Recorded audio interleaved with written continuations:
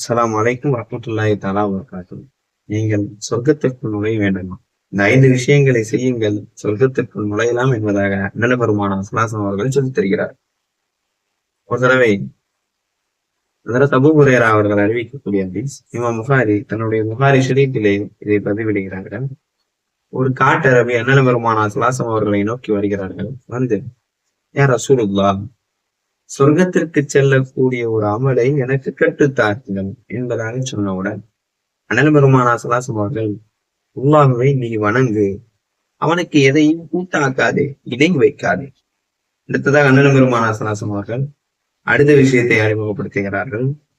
அடுத்ததாக நீ அவனுக்காக அவனை நினைத்து அவனுக்காக நீ நோன்புவை. அடுத்ததாக அவனுக்காக நீ ஜகாத் எனும் நற்கொடையும் உன்னுடைய பங்களிப்பை ஜகாத் எனும் உனக்கு கடமையாக்கப்பட்ட வரியை, இஸ்லாத்தினுடைய வரியை நீ தர்மமாக போடு. இதை அனைத்தையும் நீ செய்தே என்று சொன்னால் நீ சொர்க்கத்துக்குள் நுழைவாய்.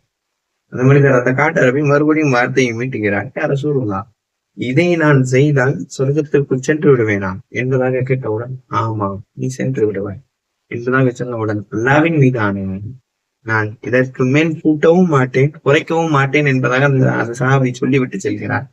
அண்ணல் பெருமானார் ஸல்லல்லாஹு அவர்கள் அந்த சஹாபி செல்ல, மற்ற தோழர்களை பார்த்து ரசூலுல்லாஹ் சொல்கிறார்கள், சொர்க்கவாசியை நீங்கள் பார்க்க வேண்டுமா? சொர்க்கத்திற்கு செல்லக்கூடிய மனிதரை நீங்கள் பார்க்க வேண்டுமா?